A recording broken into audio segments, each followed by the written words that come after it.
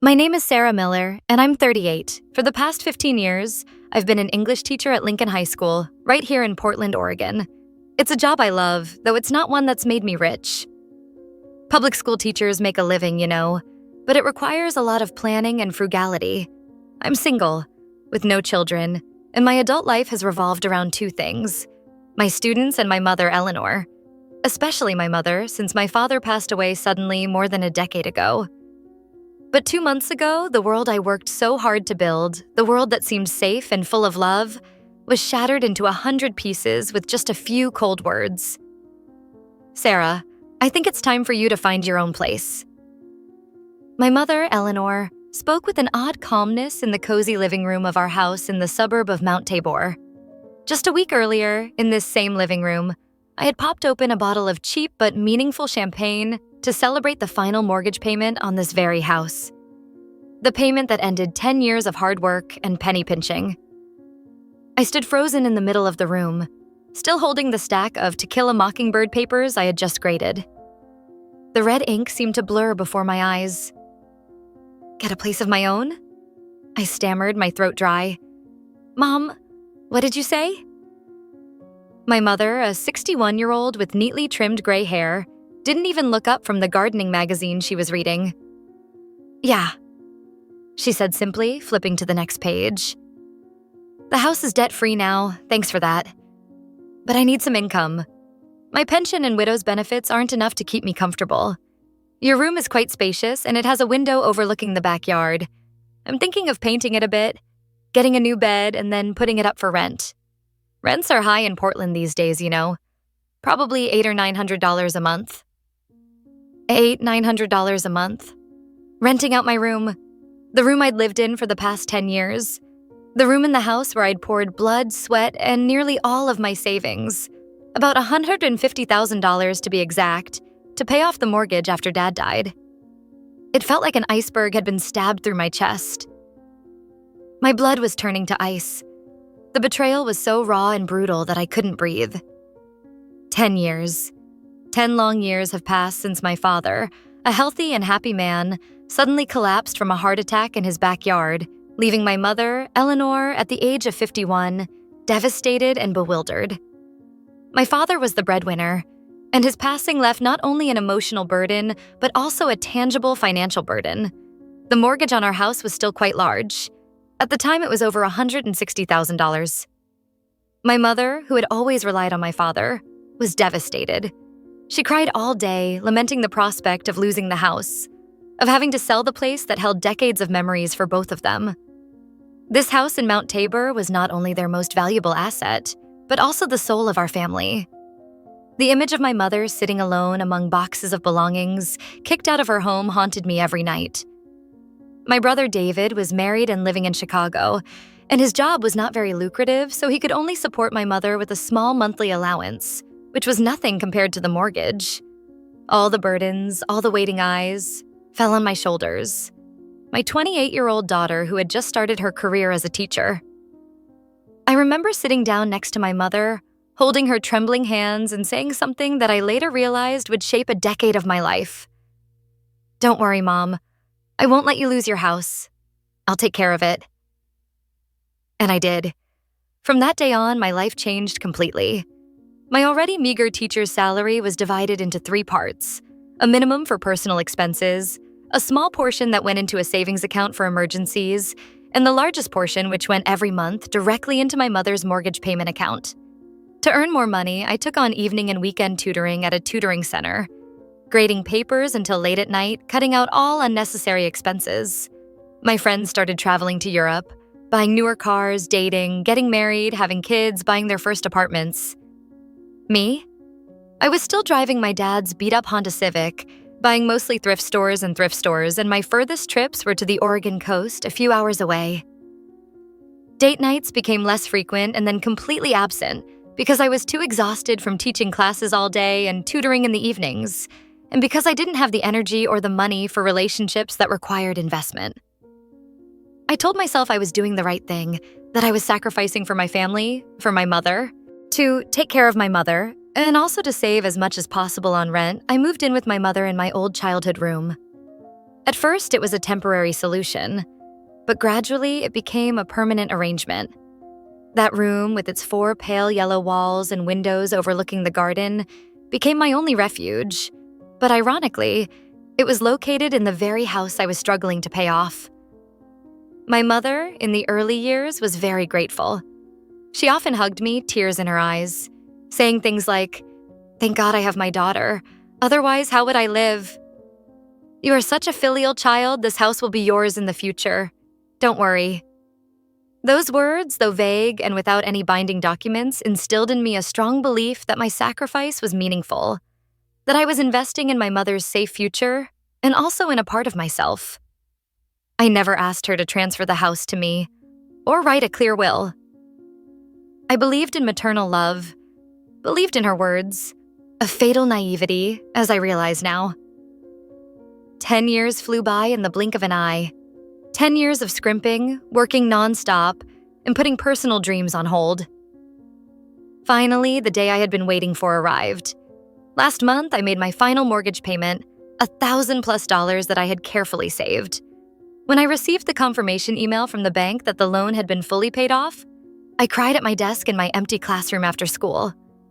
They were tears of relief, of quiet pride, and of hope for a less burdensome future. That evening, I bought a bottle of champagne and some good cheese. Mom and I had a little celebration in the living room.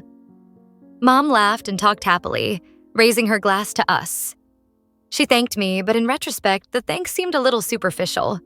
More like thanking the mailman for delivering the right package than thanking the daughter who had sacrificed a decade of her youth. But at the time, I was too happy and relieved to notice. I thought finally everything was okay. Mom was safe. The house was saved. Just a week after that celebration, harsh reality dealt a fatal blow to my naivety. "But Mom," I tried to reason after the initial shock, my voice shaking. I paid off this house, right? I thought we were going to..." I didn't know what to say next. Stay together? Have an easier life? My mother put down her magazine and finally looked at me, but her eyes were cold and distant. "I appreciate that, Sarah. I really do. But debt is debt. You helped me keep the house, and I thank you. It's mine now, debt-free, and I get to decide what to do with it." She paused, sipping her tea. "I need money to live a little more comfortably in my later years. Travel, buy some things I like. My pension isn't enough for that. Renting out your room is a reasonable solution." She even tried to sound fakely nice. "Besides, you're 38, Sarah. It's time you had a life of your own. You can't live with your mother forever. Consider this a push to get out on your own." "Independent?" I almost shouted. "I've been independent since I was 18. I've been taking care of myself and my mother's debt for the past 10 years. You made promises about this house. You said..." "Oh, don't tell me, Sarah." My mother interrupted, her voice starting to sound irritated. "I never made any clear promises. You helped me out of your own free will, and that's a good thing. I appreciate that, but don't think you have any control over my life or this house. You're being selfish, thinking only of yourself and not me." Selfish? Me? The one who had given up everything for the past 10 years? A feeling of helplessness and resentment welled up inside me. I realized that all words were meaningless. The mother I loved, the weak mother I had tried to protect, seemed to have disappeared, or perhaps she had never really existed. All that remained was a strange woman, calculating and cold to the point of fear. I could not stay here another minute. Her presence, in the very house I had saved, was like an unbearable humiliation. "Okay," I said, my voice hoarse from holding back tears. "I'll go." I turned around and walked back to my room. I slammed the door shut, leaned against it, and let the tears of anger and pain fall. I cried for 10 years of meaningless sacrifice, cried for my stupid innocence, cried for the motherly love that had just been broken right before my eyes. The packing of the room that had been my home for a decade was done in a heavy silence. Each item I picked up, old books, photos of friends from college, the owl nightlight my mother had given me as a child, felt like a knife to my heart. My mother never came in to help or said a word. I could hear the TV in the living room, her talking cheerfully on the phone to someone, probably discussing new paint colors for her future rental. I took only the most essential personal belongings, clothes, books, and my laptop. I left most of my belongings, the things that reminded me of my family and my father, behind. I no longer wanted them. I called a moving service, loaded a few cardboard boxes and a suitcase onto the truck while a few neighbors looked on curiously. I didn't look back at the house once. Luckily, a close coworker, Emily, agreed to let me stay in the spare room of her apartment for a few weeks. But it was only a temporary solution. Portland is an expensive city, and with my savings nearly depleted after 10 years of paying off debt, finding a new place to live was a real challenge. Eventually, I found a tiny, run-down studio apartment in a more remote area at a rent I would never have considered paying. The first few nights in the new apartment were difficult.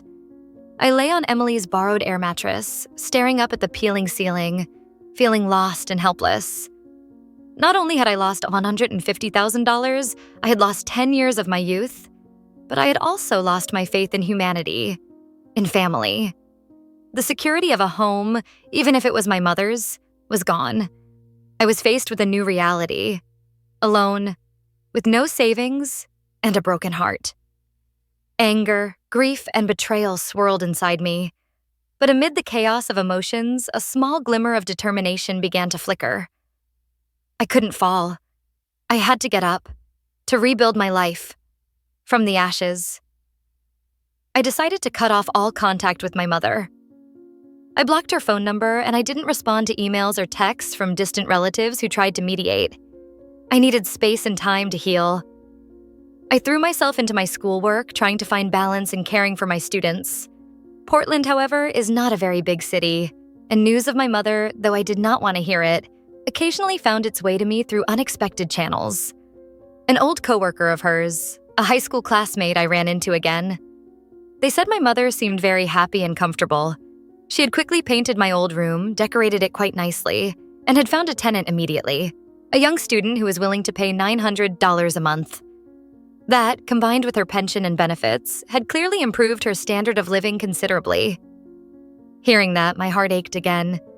She was living well, living more comfortably, partly because she pushed me out of the way, but I tried to ignore it, telling myself that it was her life, and I had nothing to do with it anymore. Until one beautiful Saturday afternoon a few months later, when I was walking to the PSU farmers market to buy some fresh vegetables, I ran into Martha, my mother's kind neighbor who had lived next door for 30 years. Martha had always liked me and my father. When she saw me, she was happy but quickly became embarrassed. "Sarah, there you are. Long time no see," she said, pulling me to a corner where few people were around. "I've been wondering why you haven't been at your mother's house lately." When I asked her, all she said was that you wanted to move out and be independent.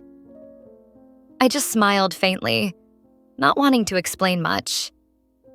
"But Sarah," Martha said, lowering her voice, looking around as if afraid someone might hear. "There's something that seems a little strange to me. Your mother, she's been spending money strangely lately." My heart started beating faster. "What's strange, Aunt Martha?" "Well, she buys a lot of expensive things.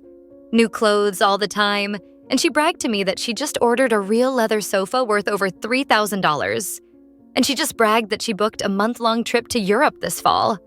A trip to several countries." Mrs. Martha frowned. "I don't understand, just renting out a room? How can she have so much money to spend lavishly like that?" A cold feeling of unease ran down my spine. "European tour?" "Yeah, the strangest thing." Martha leaned closer to my ear.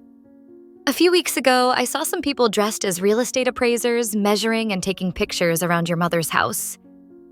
Then a few days later, I overheard her talking to someone on the phone in the backyard, quite loudly, about something like equity withdrawal and interest on a HELOC loan. I'm not too familiar with that stuff, but it sounded like she was taking out a loan against the house, right?" HELOC. Home equity line of credit, reverse mortgage. The financial terms I had only briefly studied before suddenly flashed into my mind. I froze. That was it. My mother had not stopped at kicking me out to get the rent. She had, as soon as the house was completely debt-free thanks to my hard work, immediately used the value of that house, the value I had invested $150,000 in, as collateral for another large loan. She was siphoning off the fruits of my sacrifice to support her extravagant, selfish lifestyle. This betrayal was 1,000,000 times more painful and cruel than being kicked out of the house. It was more than just ingratitude, it was blatant abuse. It was a deliberate act of destroying the foundation of security I had tried to build for her. The initial shock passed, replaced by a cold anger and a steely determination that I never thought I had. The grief and self-pity were swept away by the rage. The mother-son relationship? It had died the day she told me to find my own place. Now, between her and me, it was only a matter of money, fairness, and what I deserved. I couldn't let her continue to enjoy the sweat, tears, and stolen years of my youth. That afternoon, I went back to my studio apartment and took action. I went through the cardboard boxes of old files I'd taken with me when I left my mom's house. Fortunately, my meticulous teacher nature came to my aid. I'd kept nearly every bank statement from the past decade. Every monthly transfer clearly marked Mom's mortgage payment month X year Y, or statements showing money being transferred directly from my account to my mom's Chase mortgage account. I even found a few old emails where my mom and I had discussed our repayment plans, how I was going to pay them off faster than I'd expected. All of it was irrefutable evidence of my massive financial contribution. The following Monday, I took a day off and went to a reputable law firm in Portland's Pearl District that specializes in property law and family disputes.